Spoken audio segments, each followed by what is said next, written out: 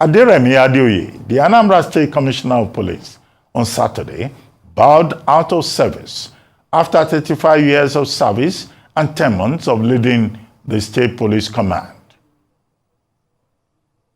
I must recognize the grace and mercy of Almighty God who spared my life to see this day. I want to thank Nigeria and the Nigeria Police Force for giving me the opportunity to serve. I thank Nigeria not just for this opportunity, but because Nigeria invested in me. I have been privileged in the course of my career to receive training at home and abroad.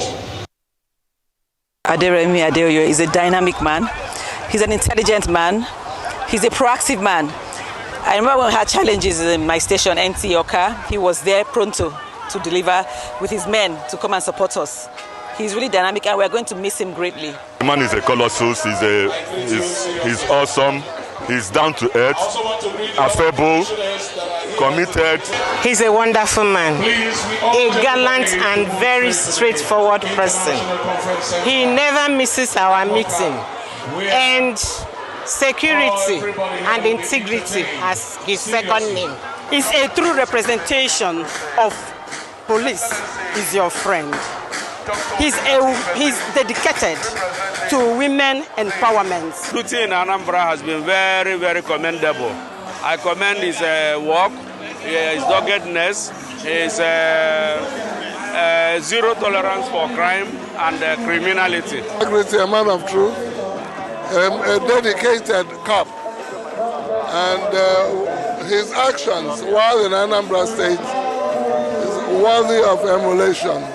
He's a very refined gentleman. He displayed what I would call a very high level of, ethical practice in security. Adeoye was appointed police commissioner in Anambra by the Police Service Commission on June 30, 2023, succeeding Echeng, who was promoted to Assistant Inspector General of Police and redeployed to Zone 9, Umuahia in Abia State.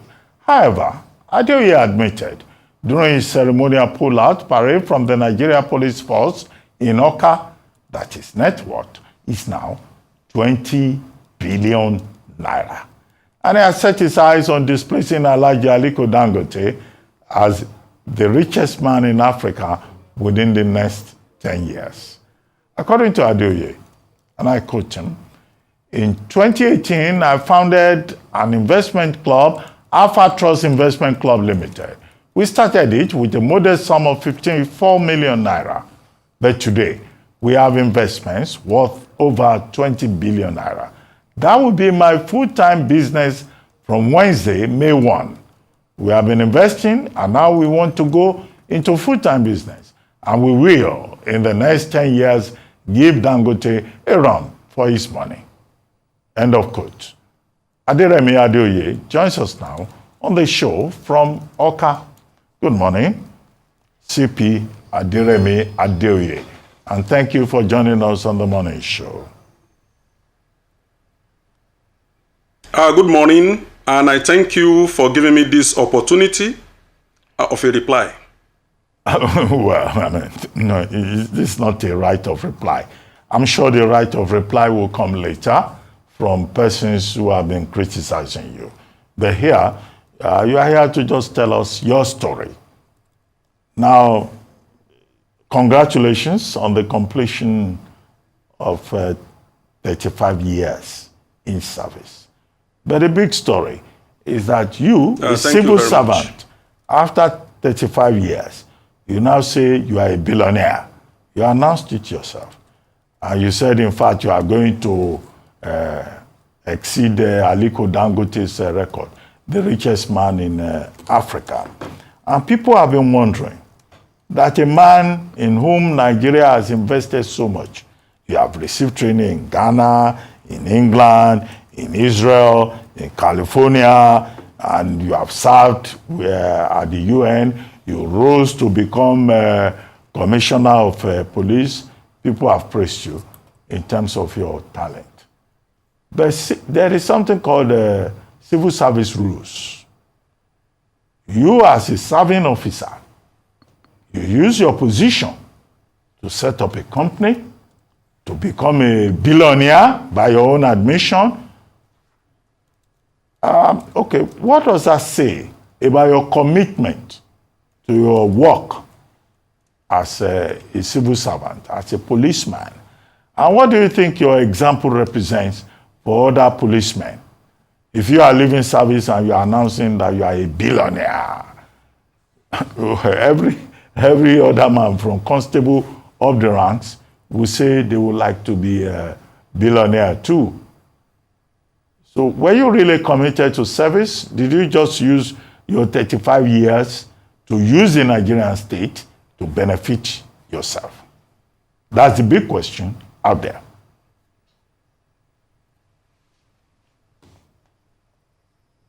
First and foremost, you said, by my own admission, and you went on to quote what was attributed to me.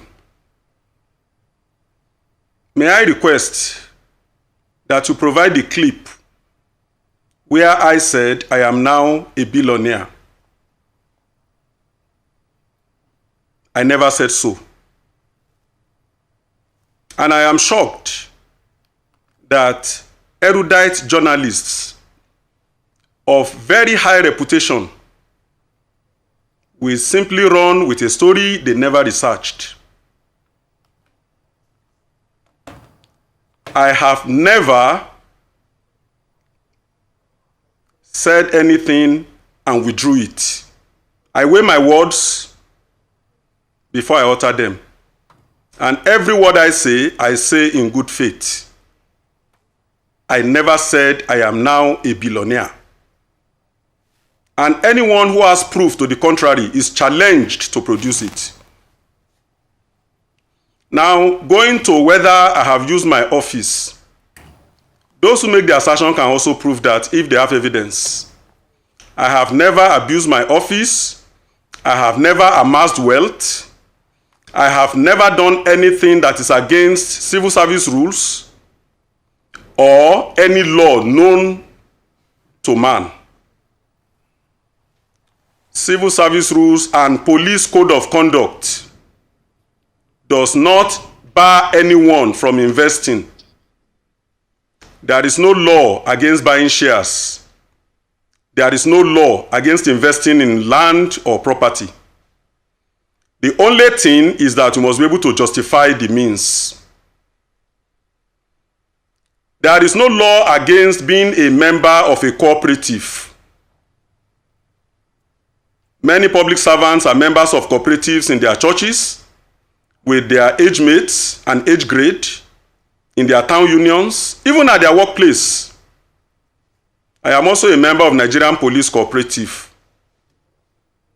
And when the club I founded was mentioned, I had the word limited added to it.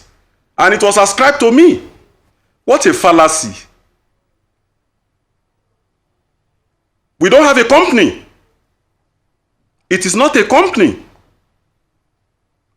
It is an investment club that has an arm that is registered with the Lagos State government as a cooperative.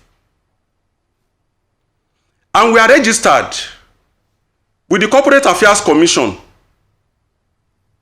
Olusegun Adeniyi, in his verdict column, claimed to have done a Google search, and he couldn't find anything else, even though when I did the same Google search myself, I found several entries that explain to the world what we do and how we do it. He only zeroed down on one negative report by renegade members we had expelled for criminal misconduct and gave them generous space. He said he checked the CAC database and he could not find us, meaning we are illegal, meaning we don't exist. That's a fallacy. I have our certificate of registration here, and I hereby display it for the world to see. This is from CAC. Not only are we registered with the CAC, our annual filings are up to date with the CAC. Like I mentioned earlier, our loan arm is also registered with the Lagos State government as a cooperative. Here is our SCUM certificate issued by the EFCC. So you can begin to see when someone says we don't exist, we are not registered, and I've shown evidence that we are, including registration with EFCC. When somebody said you Google, and the only thing you could find is a petition to the Inspector General of Police by renegade members expelled for criminal conduct. The Inspector General of Police is a disciplinarian. He does not tolerate nonsense. And the IG will not condone an officer going into anything that is against the ethics of the job. And we look on. The IG never does that. The IG forwarded the petition to me in the spirit of fairness, and I replied, addressing every issue that was raised in the petition. The IGP was satisfied. In my 35 years career, I have never earned a single query. Not one. In 35 years, not one. And I have never been called upon to explain why I should not be queried. Not once have I been tasked to do that. The clip you played just before you asked the question, you had people of Anambra State commenting on my person and my work. That alone speaks for itself. And if I did not do my work diligently, how come the state government named a street after me? It has never happened in the history of Anambra State that has had 32 commissioners of police before I was appointed.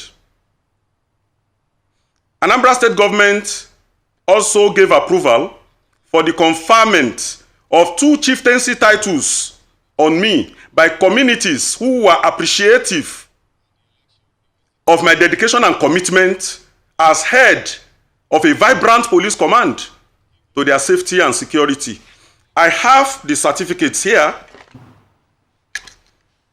I am one lady number of Omasi Kingdom. All right. I am DK Ochioha 1 of Ogbunka Kingdom. 2 chieftaincy titles bestowed in a space of 1 week by grateful citizenry. And this is the certificate of the street that was named after me. That street is by the Governor's Lodge in the state capital. African Trust magazine declared me Man of the Year. Here is the publication. And it went down memory lane to capture what we have done. These are 23 rifles recovered from criminals in one single operation, to mention but a few. All right, sir. All right. So I've not abused my office. Let us be clear, I've given my best in security management for 35 years without earning a single query. All right. First of all, let me say congratulations on your pulling out ceremony and successful retirement and all the accolades that you've kindly shared with us this morning. I guess it's appropriate to call you Chief CP Aderemi Adeoye. But I'd like you to clarify a few things. Double Chief. Okay, Double Chief, with a street name to that effect. But let me ask you, with regards to, I want you to confirm a few things again for the avoidance of doubt, because as you must have seen, a lot of publications, a lot of news following your retirement. We saw the video, very commendable things people said about you, to be fair. But can you clarify the name of this cooperative that you said you helped in establishing and managing? Is it Alpha Trust Investment Club, or does it go by another name? And then, what is the operations? How does the cooperative operate in terms of the monies being, monies being contributed? how it's dispensed? Do you then go on to, I mean, it's your organization, so you can choose to tell us in terms of your investment portfolios. But very importantly, who are also, just give us the category of membership of this investment club.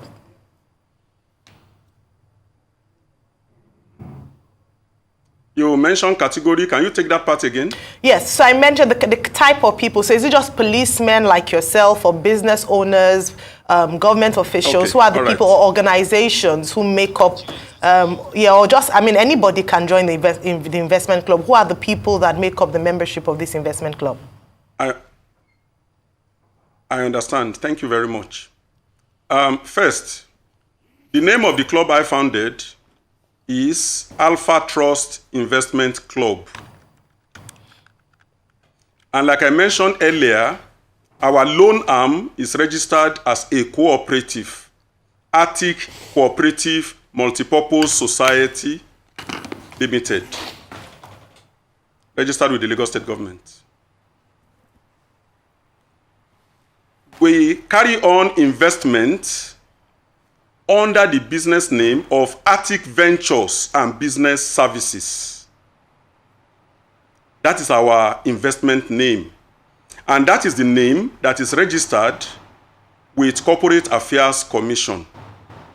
Now, we would have liked to register our full name as it is, but CAC did not allow that and ordered a modification until we got a combination that was acceptable to CAC. Right. So first, let me take the categories of members that we admit. Basically, when we started in 2018, all 177 founding members were my Facebook friends. And they were drawn from an investment forum where I had lectured for free for years on investment. The suggestion to form the club came from the members themselves. They requested that this thing we are doing as a hobby, and we are making small money here and there, why don't we pool resources together to achieve scale and then do some measure of bigger investments? Majority supported the idea, and they mandated me to set the process in motion. To be sure that everyone who will take part are willingly doing so, I asked those interested to indicate, and they indicated. 177 out of over 5,000 indicated, and we migrated them to a platform which we then renamed Alpha Trust Investment Club. That was the foundation. Subsequently, on a yearly basis, we admit members only once a year. On a yearly basis, these friends of mine invited their family members, invited their friends to join. That was how we grow. We never admitted anyone we don't know. We never campaigned publicly for membership. We simply put out an update, and our members inform their relations and friends who might be interested. And for 5 years of our existence, we have paid dividend every year without fail. We pay dividend once a year. The question you ask about how we pool resources together is very simple. Our purpose is to invest, not to do business. So we don't have an office, we don't have overhead cost, we have no employee, we don't pay salary, we don't run generator, we have no official car, we don't refund expenses of any kind. The only thing members spend, those who are officials of the club, is their data. And that data each person uses for his work is seen as their individual contribution to the growth of the club. Okay. The only thing we spend money on is organizing our meetings, physical meetings. And this is paid for by membership dues, which is 5,000 Naira per member per annum. For anyone to be a member, he must be a Nigerian, irrespective of where he is domiciled in the world. Number 2, he must have a visible means of livelihood, which we verify. Usually, we demand to see workplace identity card and we go further to verify if indeed these documents are genuine. We do background checks. We insist that any member we are to admit must not have a criminal record or a pending criminal matter at any police formation in Nigeria. Those who have pending matters with EFCC are excluded. Majority of our members are Nigerian professionals all over the world. So anyone to be admitted, once he meets this criteria, he has a visible means of livelihood, he is now free to indicate how many units of our shares he or she wishes to buy, subject to a minimum of 50,000 units. Sir. When we started in 2018, a unit was 1 Naira. CP, I would like to come in here. Yes. Because there are a lot of questions I need to ask. Real quickly, Please. Number one, I find it very strange that a company that collects a lot of money from people don't have a resident address. That's very strange. You cannot tell me on God's earth that a company that collects money from people, that fax checks people, that does background check on people, does not have a resident address. And you're saying that boldly on television. Secondly, I would like to see your books. Can you present and submit to us your audited accounts, the accounts of everybody that paid in money, and how these monies were used in various estate schemes, and how this money were deployed and paid to these developers you claim? Also, how monies were deployed for your cryptocurrency schemes and other schemes. We'd like to see the audited accounts. I mean, we've seen all the accolades you got, but we'd like to see the audited accounts. Do you have it? And if you maybe subsequent thing, you can just send it to us and we'll put in the public space, your audited accounts. All your audited accounts. And secondly, how much is your business worth today? How much is your business worth today? And who brought about that valuation? CP, I'm not jumping the gun, I'm just asking a question. Excuse me, let me say that everything you have said is the script of the renegade members we expelled. I'm asking They are feeding you with questions and you are passing it on to me. I am willing to answer them. I will answer them one by one.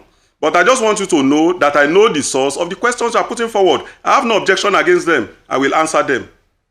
Now, first and foremost, you ask whether it is not curious that you don't have a residential address. We are an online investment entity. We have a registered business address, and it should be 310 Garki Mall, which belongs to one of the members of the Board of Trustees. But I am saying we do not run costs on any premises because everything we do is online. And I will explain our investment. The former person who asked the question has asked me to explain our investment model, which I am on.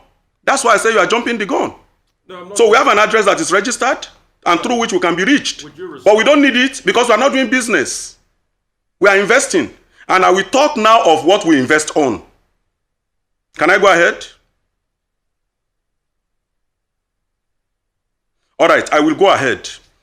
First, when members pool funds together, we use them to buy shares on the Nigerian Stock Exchange.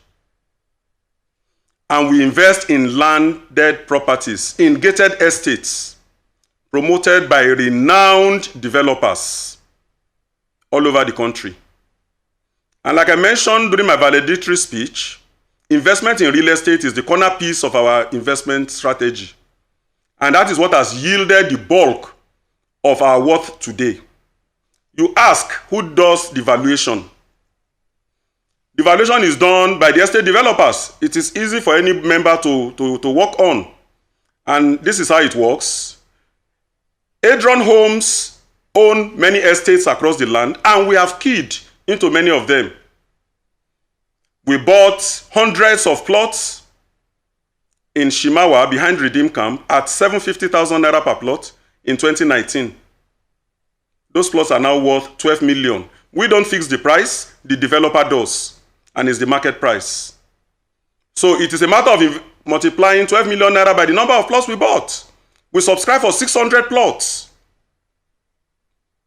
That's about 7.2 billion. In Ibejuleki, we subscribe for 5 plots for the club. Okay, CP, can you hear me? 10 million Naira per CP. plot. CP, can you hear me? I can hear I am you. the anchor. I need to ask questions. I can hear you clearly. CP, I asked you, Okay. can you submit to us your books and your audited reports? You talking about Adron Homes and everything, that's not what I'm saying. I'm saying, who did your collective valuation of this investment club? Which company ratified it? Which company checked through and audited your books? I want to see your audited account, monies that were paid in, monies that were paid out, and in these schemes where you said you bought on the stock exchange, I want to see your audited books. That's all I want to see, up till date. That's all. Oseni Rufai, Sir? we are not a public quoted company. We are a private investment club. We are not answerable to you. We are answerable to our members, to the board of trustees of the club, and to the executive management team. You have no right on God's earth to demand for our documents unless you get a court order. Okay. So when you talk of audit, with a court order, can we ask those documents? Let me talk. You want to ask questions, you don't want to get answers. You don't want to get answers? Yeah, go ahead. I'm listening to you. Thank you. Like I mentioned, we started this work as a hobby. And I told you we are operating a model that is zero expense based. We hold annual general meeting every year. At these AGMs, we lay out our accounts. And mind you, everything we do from day to day is published in our launch on Facebook for every member to read and be up to date. Deposit slips are posted, receipts of transactions are posted. Every member who read updates know everything we are doing. So when we come to AGM and lay out the accounts, if any member has requests for any clarification, we offer same. And the AGM approves the accounts and approves dividend payment. Because we run zero expense model, we have never invited in any external auditor to audit the books. And every member has been satisfied for the past 5 years. Until February this year, or January, around January, December last year to January this year, when some members, out of greed, and they heard that our worth is now this, based on the calculation of the current worth of our assets, they said they wanted the accounts audited. We said there's no problem, but there's a procedure to follow. First, the annual general meeting must approve that we amend our operating model to incur cost, because audit must be paid for. Second, we need to employ staff and open a physical office that will be running so that records needed for audit can now be kept, because auditors will not use our online materials for their audit. Third, after all these records are in place and the staff are there, then from next AGM, once approval is given, then we can hire an auditor and pay for same. We explained this, the board of trustees met, issued a communique, explain all this procedure we have to follow seamlessly. Majority of the members, we are 1,400. 1,370 were satisfied, and they were ready to follow due process. Only these 33, out of mischief, because they had before then been issuing threats against our officials. They will hunt them down to their base in Australia, they will collect imaginary stolen money from them, and so on and so forth. They even said, I'm running away from Nigeria, my family is already relocated abroad. All lies, all blackmail. So we are following the due process because they became unruly, uncouth, disrupting the peaceful working of our environment and impairing our profit-making processes. The joint panel, comprising the board of trustees and the executive management team, took a decision to expel them. Expulsion does not mean they forfeited their investment. They were advised to liaise with management in an exit lounge we created for them to collect their investment. Majority of them are there. And I speak to you, Mr. majority Adeoye. of the members have already raised a princely sum of 150 million naira to buy off those shares. Mr. Adeoye. And to raise capital for our venture into business. Mr. Adeoye. So that is the story about the audit. Please, we have can you nothing to listen? hide, and from What this is year, this? all our accounts will be Can you audited. listen? Don't take over this program. What is that? Look, when I asked you... Please when don't you, shout at me. Yeah, no, please, listen. This is a program. It's not for you to take over the program and we are saying we want to intervene and you keep Well, talking. you ask questions and providing answers. Yes, I've heard you. We have heard you. Now, here we go. When you said right of reply, I was wondering where that was coming from. But you've made it clear subsequently that you are responding to Olusegun Adeniyi's article in This Day, yesterday. Now, I don't think you fully responded to the issues that Olusegun Adeniyi raised. I will advise you, recommend to you, to go back to that article and read it. One of the things that Olusegun Adeniyi raised in that piece was that, look, people even protested and said you were running a Ponzi scheme. I would like you to address the question about how a cooperative, you yourself used the word, became a limited liability company.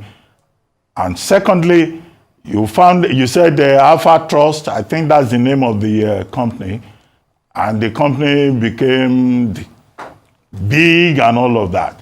How much attention were you paying to your job as a policeman while running the business on the side? And then that company, has it been paying tax? And you talk about right of reply. There are persons who may also come tomorrow. Maybe they will not come to Arise News. Maybe they will go to another station and they will say they want to respond to you. Because there are persons, you use the word, I'm quoting you, renegade persons, that you whatever you call them, but you use the word renegade. They also have a right of reply. So when you use the word right of reply, I was a bit uncomfortable with what you were saying about Olusegun Adeniyi. I don't know how old you are, but maybe Olusegun Adeniyi and myself, we probably have seen more seasons than you. Whether you are retired CP or not, it's immaterial. We are generals also in the media. So please, just respond to the questions specifically and don't say, Olusegun Adeniyi said this, Olusegun Adeniyi said that. He's probably older than you. Please, respond. You have the floor. I understand your need to protect Olusegun Adeniyi, the chairman of the editorial board of This Day newspaper, whose owner also owns Arise Television. But please, when you want to ask questions, be specific. Because the questions I've asked you very specific questions. In the long essay, you say. It's not long essay. I asked you, let me respond. Is Alpha Trust paying tax? How did the cooperative become your company? Let me respond. And how much attention are you paying to your job as a policeman? First and foremost, I have already addressed the issue of attention to my job. There's no need going over that again.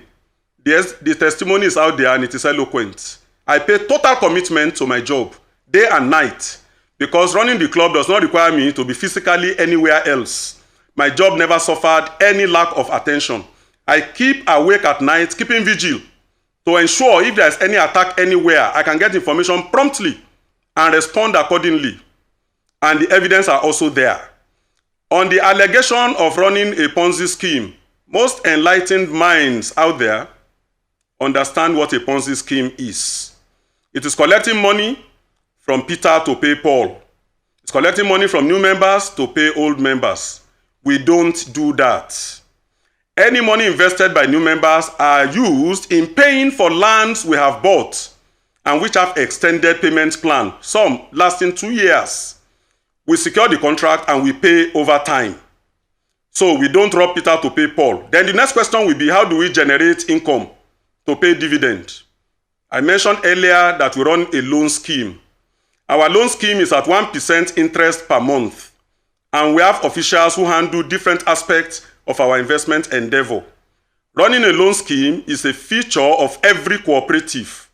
And we make it to provide capital to our members, to provide succor for vagaries of life. The loan can be assessed up to 1 million naira, repayable in 9 months with extension of possible 3 months.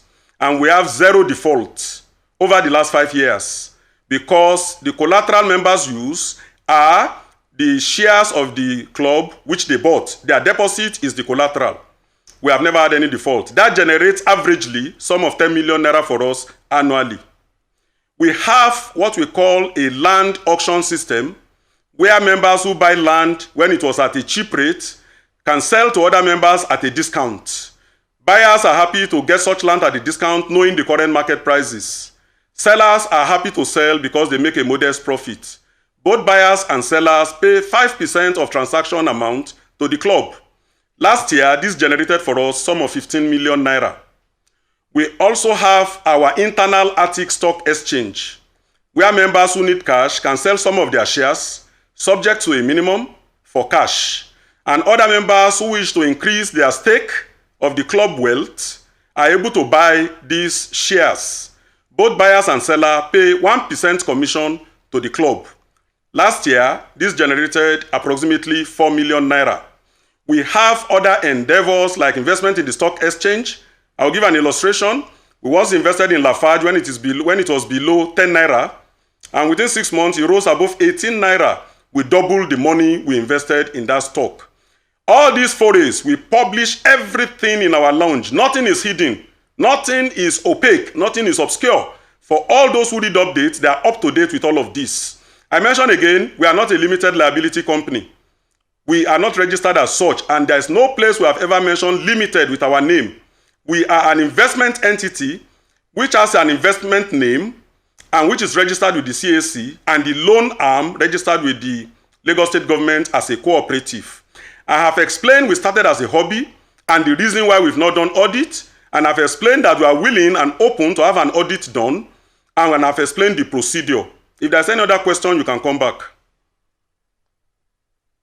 Tax. Can you give us some information about tax that investment company has paid to the Nigerian state? Thank you.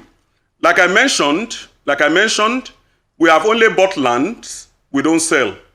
Every other transaction we do already have its tax liability inputted.